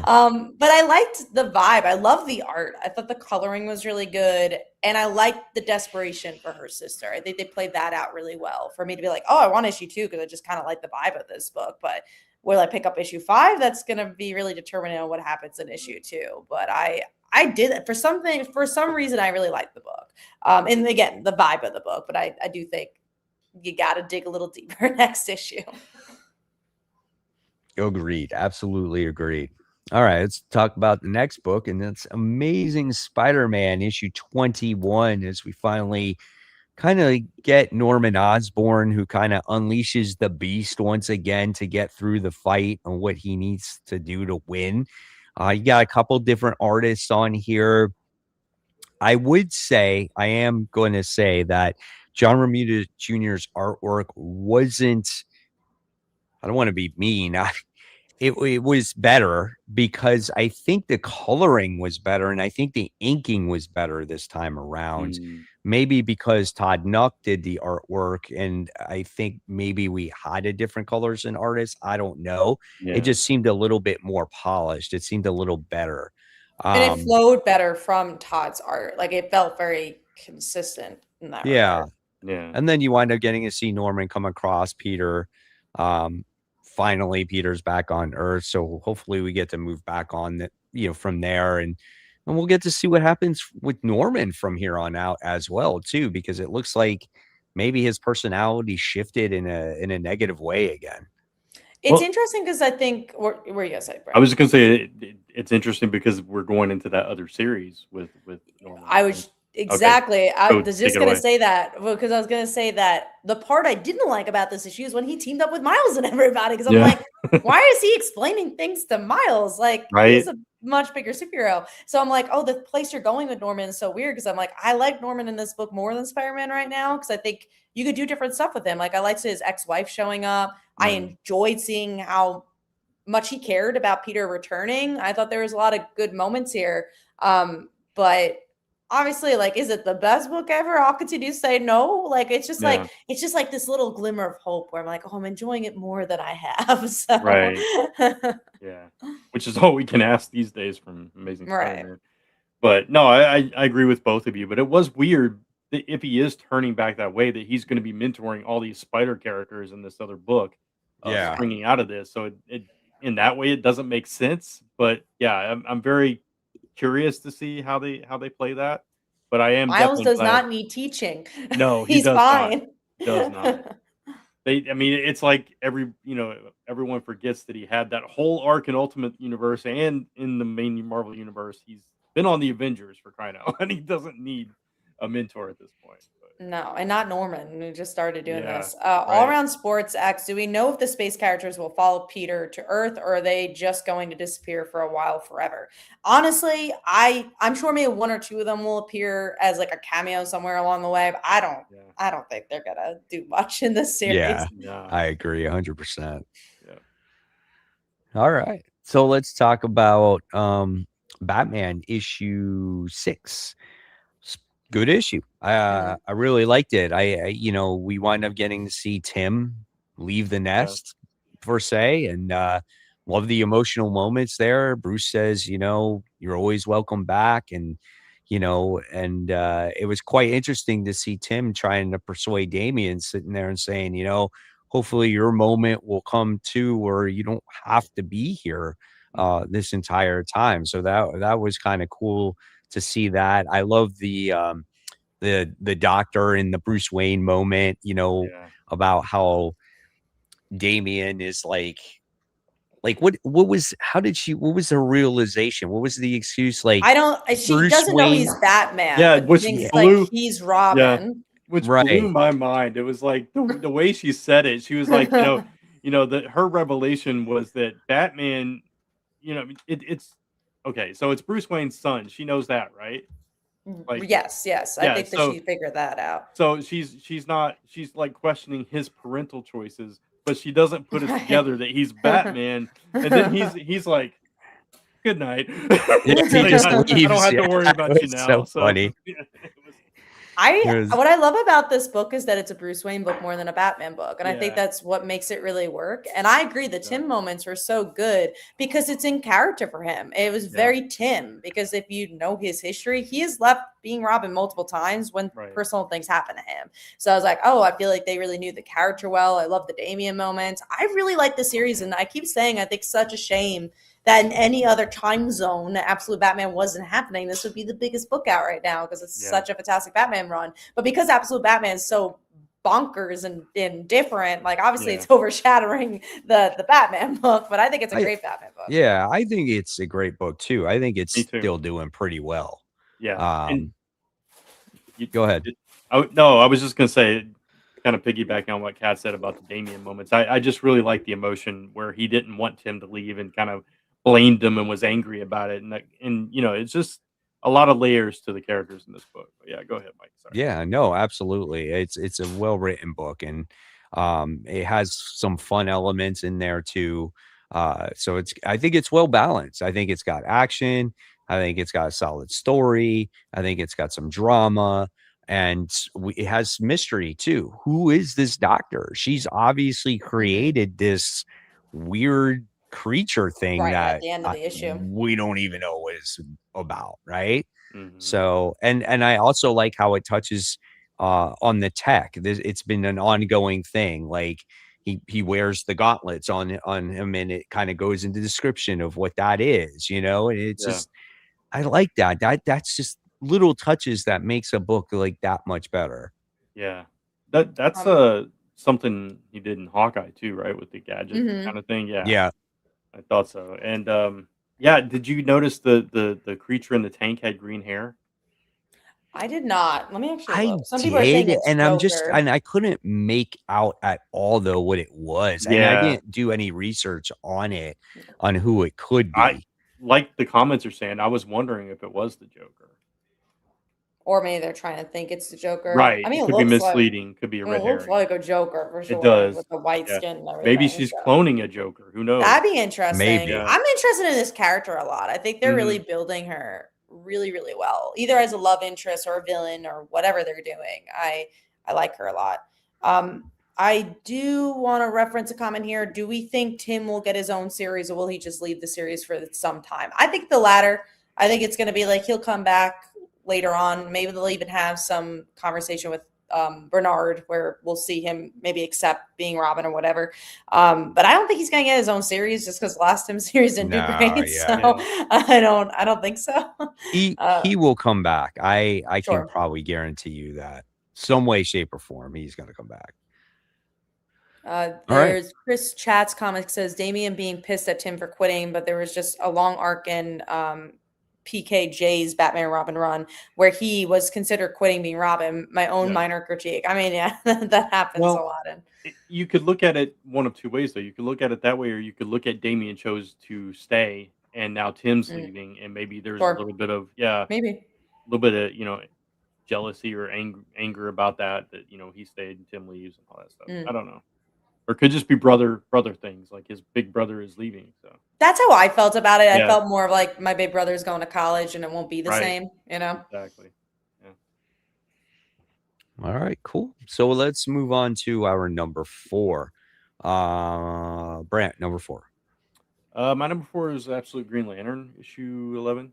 I know it was kind of like a slower issue, and it was kind of setting up some big things to come. But I like the setup, and I like we got Tomar Ray in here. We got the threat of Sinestro coming into play, the other lanterns, getting powered up and all this stuff, and Hal waking up and kind of getting filled in on everything. The tease of something happening with Hector Hammond, possibly getting deformed like he is in the main DC universe in a different way. So a lot of teases in this issue, and that's kind of what I liked about it. Yeah, I thought this issue. I like this issue as a 3.5 for me, but it wasn't as big as some of the other ones for me. But I see what you're saying. There's definitely a lot of seeds planted. Yeah. Kat and I were talking about this before the show, before you came on, and I think I'm actually going to drop this book. I just can't. Yeah. It's just Al Ewing. I think it's just the way he's telling the story that I can't get into. Mhm. It's like there's certain issues I do like, and then there's other issues where I'm like, I don't know. I just feel like it's, in a way, like each issue is disconnected from the last, and it kind of loses me a little bit. And I think that's just a personal preference for me that I dislike, Sure. As I was reading this, it was funny because I was thinking Mike's not going to like this. And that's what's fun about the Absolute Universe, and I continue to say, is that I think everyone kind of has their favorite book because they're so different and they're all good in their own way, and that's what I really like about it. I do really like Absolute Green Lantern, so I'll continue reading it. I thought this issue is a little bit of point A, point B, but I'm curious to see where it's going to go, especially like you said, there's so many different lanterns. I mean, Boz is in this too, so there's a lot of different things they could do. Yeah, like I said, it was definitely a much slower issue, but I loved all the teases. Yeah. Let's see what happens. All right. So, Kat, what was yours? Mine was Ripcord issue 1. Would have been higher if we knew what was going on a little bit more. But I really like the art, and I like the vibe of it. Cool. My number 4 was actually Thundar the Barbarian, issue 1. So I enjoyed this book. It kind of opens up just like the way the cartoon opened up back when I was a kid. And I just loved seeing Thundar once again. I honestly didn't realize that Jason Aaron wrote this book until I actually had it in my hands. I'm like, shit. I'm like, I forgot that Jason Aaron wrote this. And so we kind of go into this mission, with Thundar and saving some slaves and whatnot. And then I was like, I wonder if this book will dive into like Thundar's origin story at all. And so it does towards the end, as it showcases him as he was a slave one time fighting in an arena. And I was like, okay, I can see this. I'll check it out. I'll see how this continues. I really liked it. I thought it was good. I thought the artwork was pretty solid. And it's good to see this book back once again, or these characters back. Yeah, I thought it was interesting also that when he was fighting in the gladiator, arena or whatever, that he was having dreams of the people that he's fighting with in the beginning of the book. So Hmm. that made me wonder, like, was he having premonitions and that's how we're going back and telling it, or was all that just a dream and now we're in the present? I was confused by that a little bit, which intrigued me a little bit, and I Right. don't know where they're going with it. But yeah, it was very much like the cartoon, and it was kind of interesting to see it come back again. It's been a long time since I've seen Thundar. Um, so yeah, it was kind of interesting, and I wasn't sure. Like when I was reading, I was like, man, I wonder what came first, He-Man or this. And somebody told me on my show that this actually came out a couple of years before He-Man. Yes, it did. Yeah, so I was like, wow, maybe they just took this concept and elevated a little bit to make He-Man, which kind of interesting. Because I remember when I was young, Yeah, this was one of the first like cartoons that I watched that was like yeah, more on a like I would say violence or serious apocalyptic like right, situation. And I yeah. wonder if it's because of this show why I started liking like apocalyptic like Oh, maybe. things, because Yeah, this had to deal with that setting. And it's kind of funny when you see the description of this comic book, the apocalyptic event that took place was in 1994. yeah, And I graduated high school that year, but when this cartoon came out, it was like 1983 or 82 or yeah, I something was weird I like was that. born in 1994, so that's how Yeah. you So know I was I'm yeah, like, "Oh my god, involved in that's so Thunder. weird." And just like and then it takes place 2000 years after that. right. So it's just so wild in my eyes. But yeah, He-Man came out after that. Yeah. And this is Dynamite again, Yes. or okay, Yes, because yeah, it's they've been doing a Dynamite. lot with the nostalgia stuff, Mhm. and Yeah, they've been getting big writers for it. So kudos to Yeah. them. I know they had issues with the Diamond stuff. I think that's cleared out now. yeah. So good stuff there. Yeah. All right, so let's move on forward, and we'll give this one to Brant here. He wants to talk about the DC AEW issue one. Yeah, Yeah. and it was such a big issue. I was like, we gotta give this to Brent. Yeah, yeah, for sure. So, I mean, obviously, as an AEW fan and a fan of just What are comics. you more? Are you a AEW fan or a WWE fan? Um, right now, I'm more WWE, Okay. but for a while, I was more AEW. I kind of go back and forth. I love wrestling, so it's like I love it all. But there's a lot of people I like at AEW. Uh, so anyway, um, but it was fun seeing the AEW wrestlers in the book. Um, my only complaint, and the art was absolutely gorgeous too, and I think they did well with what they could, and they tied it into this intergalactic wrestling league that DC already had established with the Omega Bandman stuff, we've seen before. So I like that there's a tie-in that they could do, and they were battling over this belt that happens to be made of this material that can rewrite reality. And so whoever gets all these shards, because the person that won the match broke the belt into pieces, and so now the Justice League characters are teaming up with the wrestlers for some odd reason to go across the galaxy and find all these shards. That's the premise of the book. Do you feel like it's new reader friendly, or do you have to know the AEW characters to like it? I don't think you have to know them. I think if you do know them, it gives you a little bit more context into their personalities, but I don't think you have to know them because they're the ones that they chose to use are very colorful characters for the most part. So yeah, I think you could pick it up that way. My only complaint is I would rather have had just like a straight AEW wrestling book than team them up with superheroes that have powers and putting wrestlers in space trying to fight supervillains and all this stuff is really weird to me Well, because especially because they used to have those wrestling books at Boom. I totally forgot they're like gone now, but they used to yeah, have them like for a while. yeah, for sure. And we see so many different takes on wrestling comics these days too. It was just kind of weird to do that this way. It felt more like a cash grab in that way. I think it was a fine story, but it definitely didn't make my top five or anything like Mhm. that. But as an AEW fan, I had fun. Cool. Awesome. All right. So let's see. We're going to go on to, well, we talked about those two books. So let's, oh no, sorry. I forgot Magic and Colossus. So what do you guys think? Like, I thought this was okay. I thought that there was some good, like, brother sister moments. And I feel Mhm. like if you have, a brother or a sister, I think maybe you can relate to that. I don't have a brother or sister, so, like, I was like, "Okay."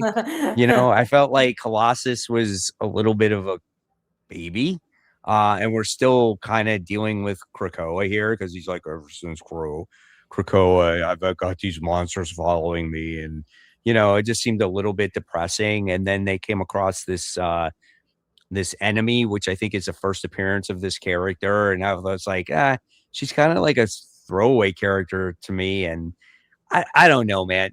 I thought it was okay. Don't get me wrong.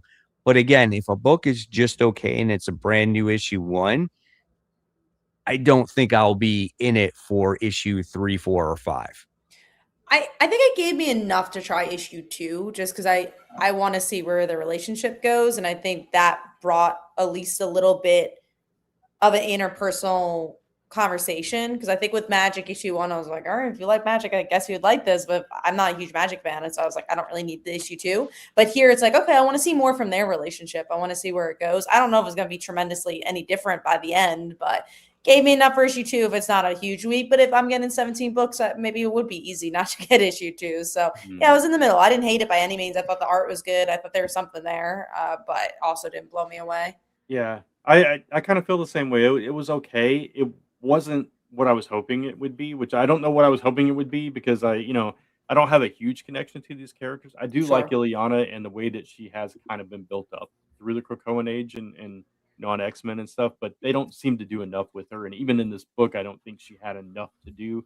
And anytime they put her in a book, it's always just, oh, let's have her fight some monsters or some kind of Yeah. supernatural Or being. it's always about limbo. It's now Yeah, honestly, I almost rather have been like, "Hey, bro, we haven't talked in a while." Like, I'd yeah. rather Even the whole this, book be though, she about had that. to do a fight against the Right. Mhm. creature, Exactly. Yeah. So, and the one thing I did like was that Colossus is kind of getting over his one having by necessity getting over his um what's the word? Protectiveness.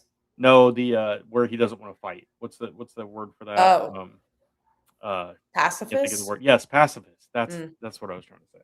Yeah, so I did like that there's a shift there because there's only so much story you can tell about a comic book superhero being a pacifist, and he Right. need he needed to move past that. So, but yeah, no, I'm kind of on the fence about it, honestly. Yeah, I don't think I'll be picking it up. It's just like, I again, I mean, we talked about this extensively, and it's just like, are we okay with Marvel books just being okay? Right. And it's just like, do they deserve an issue 2 if they're Mm. just okay? I mean, do you expect the book to improve that much more if it's Yeah, okay? I that's don't true. know. Is there something that's really intriguing you there that's making you go, "Man, I really wow, that cliffhanger for issue 1 was great. I can't wait for issue 2."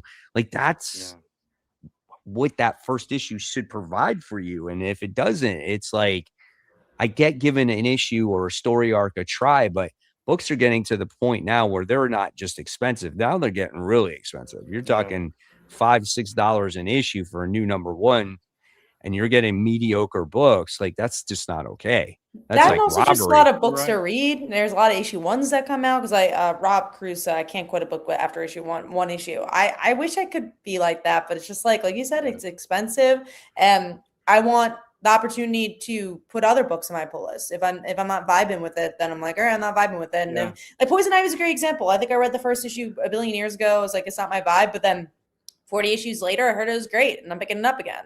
Absolute Wonder Woman was an example of that. I dropped it for a little while because I'm like, not vibing with it. Heard it's great. Zatanna's there. I'll pick it up again. same. There's always opportunities to pick things up again too. Right. But a miniseries, if you read it all, then you're kind of like locked in. You can never drop a miniseries then because there's Yeah, only 4 or 5 issues, which I believe this is Right. a mini. So, but no, I agree with you. We'll see. I really one day I want to meet like a huge Ileana fan because I want to know what makes her tick. And every book I've ever read, I'm like, I don't get Yeah. And at the same time, though, like, are you really want to keep investing in like 5 or 6 issue stories For Yeah. for when it depends comes to on these characters, though? depends on Like, the book because I think about like Hellcat, Chris Cantwell's Hellcat. And I'm like, I love that book. It was oh, amazing. It was really well interpersonal relationship book. If it's something and like that, yeah, I can get that because you don't get a Patsy Walker book sure. ever. But Hmm. when you just had a magic book that just came out Yeah. and then it ended because of an event, and then now you have another one, and say that series goes 5 or 6 issues.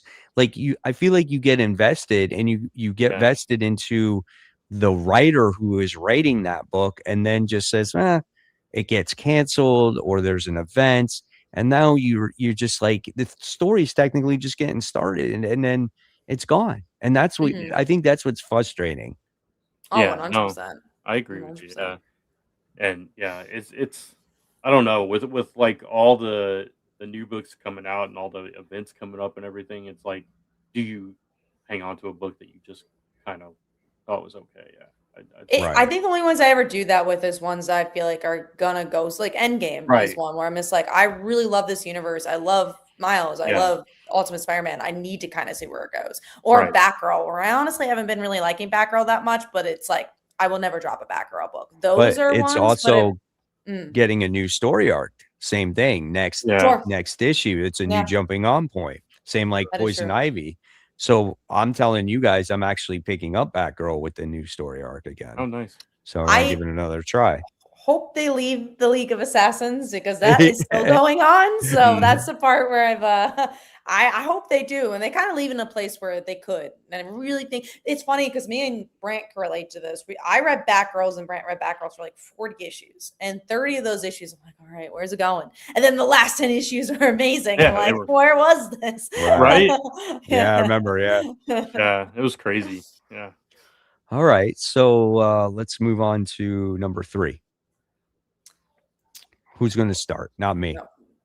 I'll do my number Grant? 3 because Pat? I already it's a book we already talked about, so it's absolutely Okay. Superman. So All right. I'll go quick. What do you got, Brant?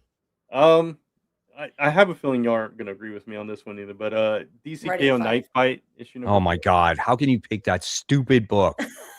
I'll say I do agree Oh with my God. you. No, I I do do agree with agree you. with It Brent. is my number Yeah. I was 3. about to say that was Yeah. dramatic. I was like, what? I didn't think it was Okay, that bad. you want to hear something crazy, Brant?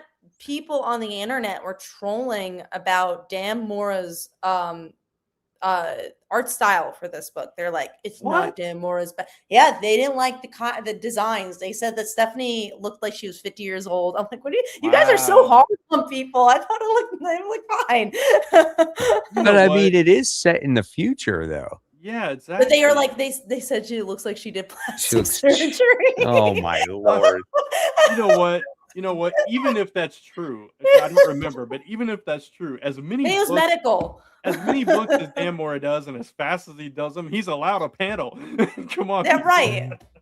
I thought, you know what's so funny because I did like Knife Fight too. It's Yeah, what I think is interesting about the book is that I do think it's really cliche. Like I was one of yeah, my biggest negatives, but it's still sure. kind of like fun. Like it was cool to see Batman as a grandpa, you know? Yeah, I like that Yeah. I though. did The too. Yeah, the book had heart. It exactly. had Yeah, family.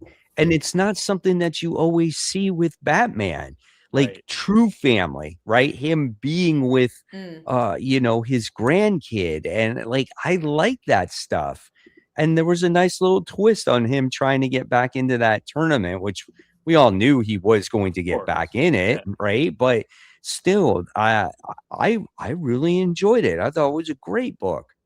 yeah, absolutely. And it went against what he thought the Heart of Apocalypse was trying to make him do, and and all that. So, and just getting a glimpse of that, and the the torture that has to do to the mind, knowing that you can't actually have this, is just, Right.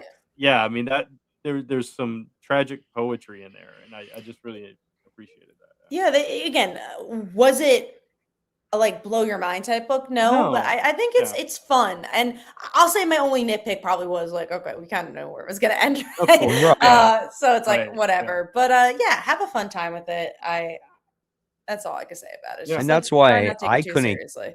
I couldn't give it my number one because same. one, it was a mini series. Sure. Two, you know where it was going to go, right? And Mhm. Yeah. and that was kind of it. So, Right.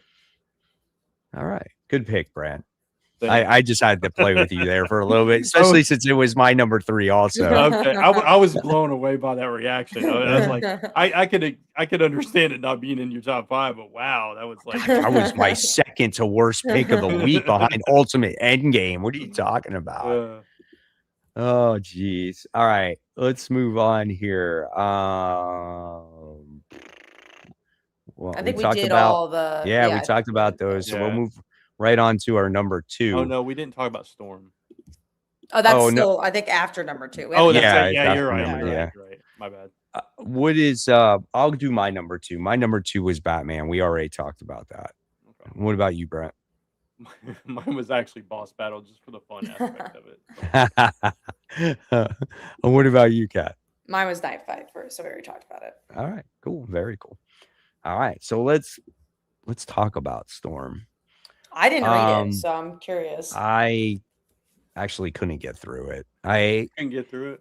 Okay. No, it kind of continues last where it left off in the last Yeah. run. I figured.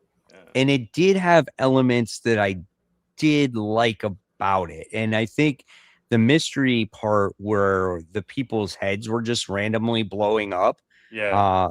I thought that was kind of interesting.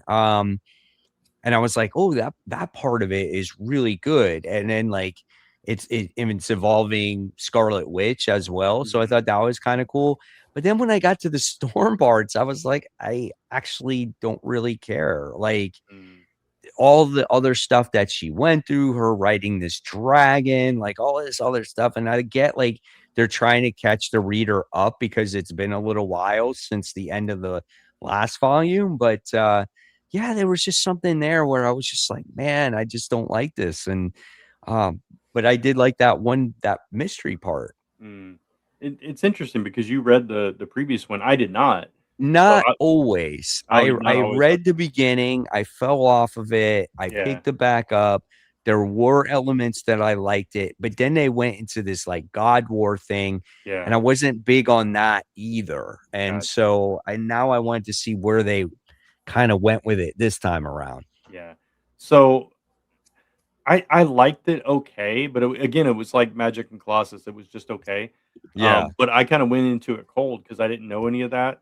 So at first I was like, okay, so they're kind of catching us up to what happened. But then it felt like it went all over the place. And I had a hard time following the timeline a little bit. So that confused me.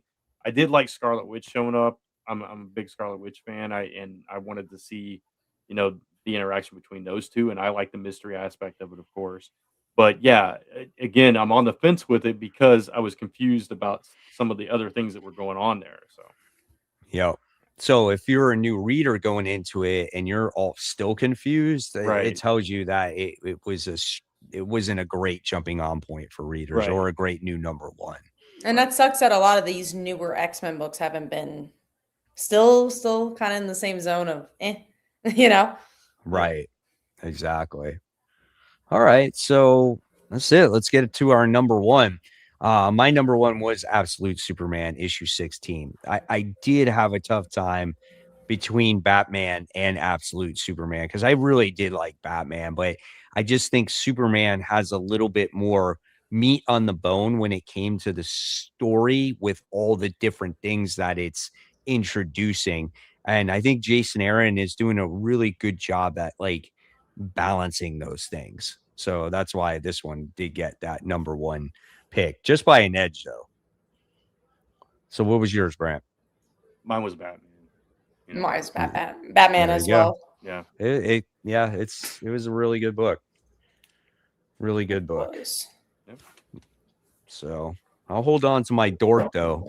$100 You should. It was a good, but it was fun. Yeah. I'm looking forward to it.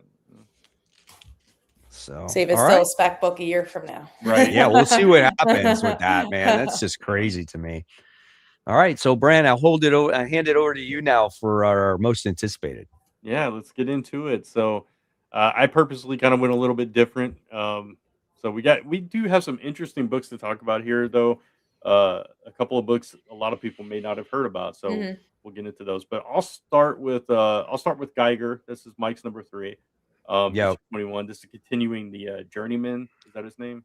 Um, No, the Northern. Northerner. What? Yeah. Journeyman. I don't know.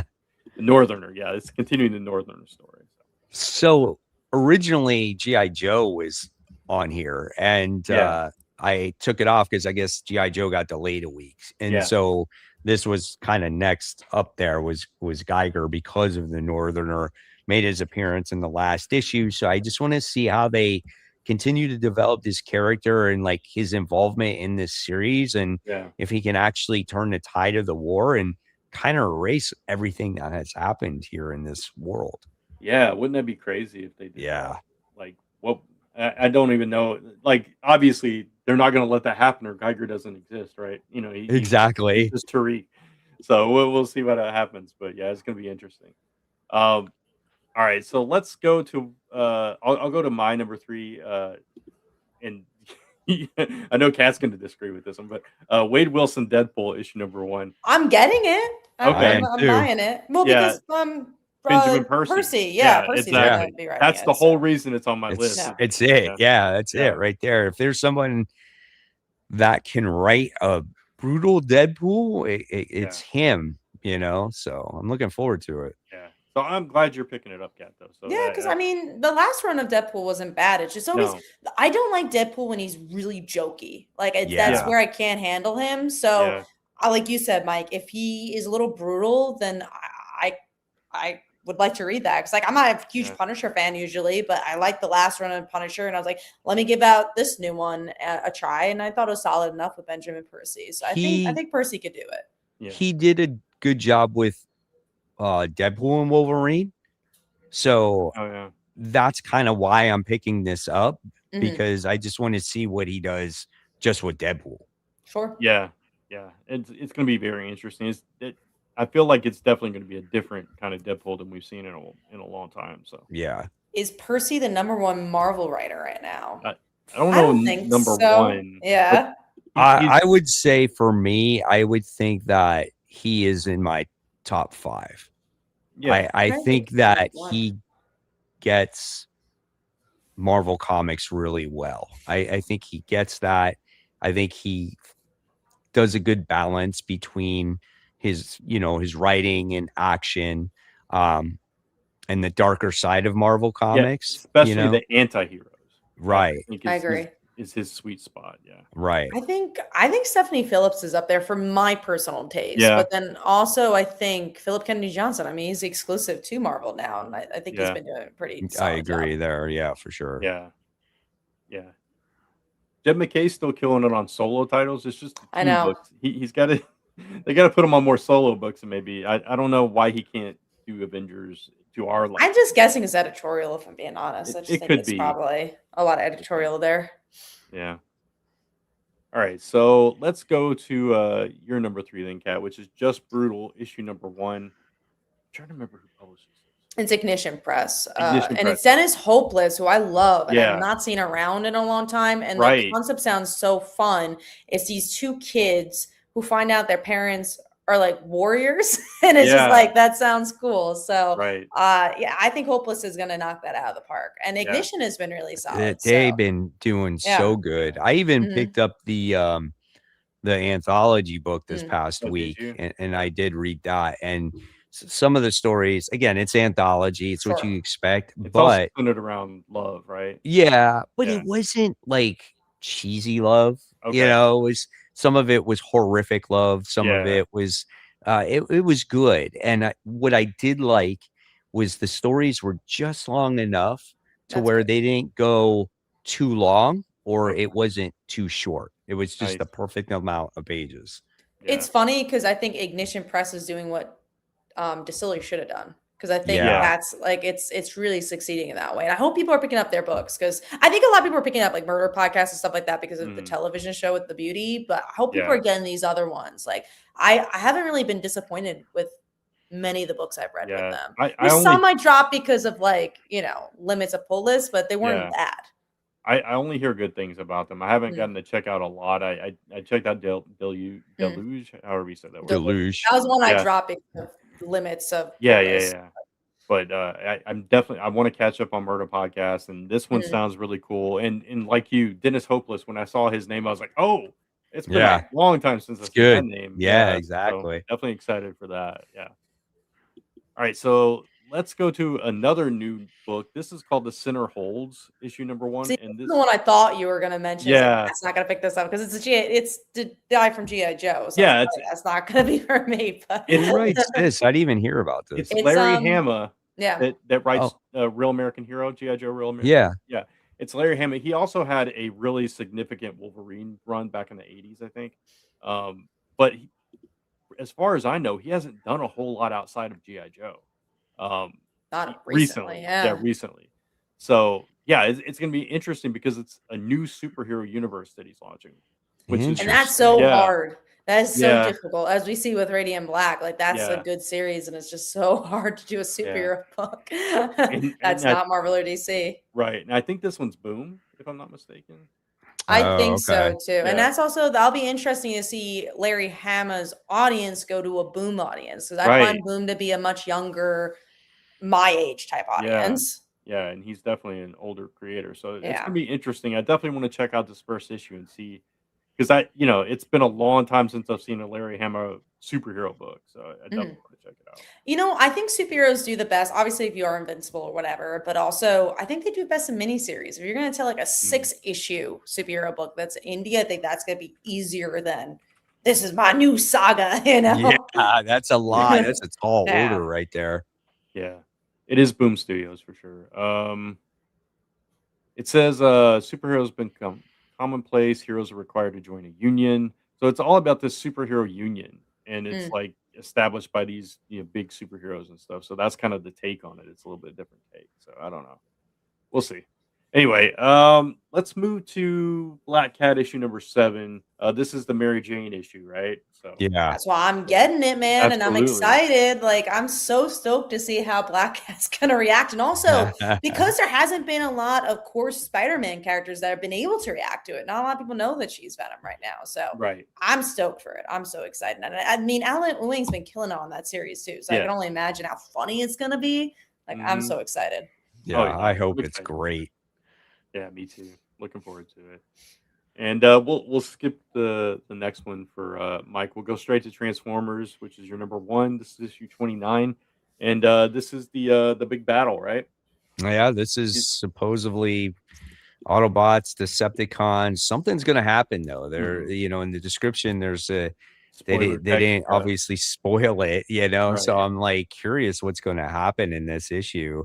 But the last issue was just so brutal. Remember what Megatron did to the Autobot, and he just seems so much meaner since Robert Kirkman took this book over, and I'm just so curious to see what's going to happen here, man. But Transformers, remains like number 1 on my list almost every time it comes out. Oh yeah, it's a fantastic book, and I can't wait for it either. So I'm really curious what that spoiler text is that they blacked out. I know. Yeah. All right. So that leaves one book that's on all of our lists, which is DCKO issue number 4. Obviously, this is the big book right now, and probably Batman comes into it at this point, right? So. And Absolute, yeah. So Absolute. Oh, and all the from last issue, like. I'm so excited for it. I mean, we keep saying it, but it's like really reminds me of Blackest Night, of like how many cool different things they're doing with it. Right. So I mean, if you have DCKO, I'm more excited about that than Black Cat. Something's right. It's happening to an event book. Right. At the end of the day, right, it's one of those things where we kind of predicted who the people were going to be at the end. Sure. And probably who's going to win too. Like, I think Lex Luthor is pretty eminent to win. But it is a journey to the point of what's made this event an enjoyable event. All the things, the wild ride along the way, um, and I think that's what makes a good event. Even though, again, we wanted a more unpredictable bracket, it is what it is. But I think it's been overall, it's been fun. Yeah. I think it's the twists and turns what I really like. And I'm really curious how it's going to end, because from the solicits, it looks like it's also really impacting DC, which I really like. And the art's good.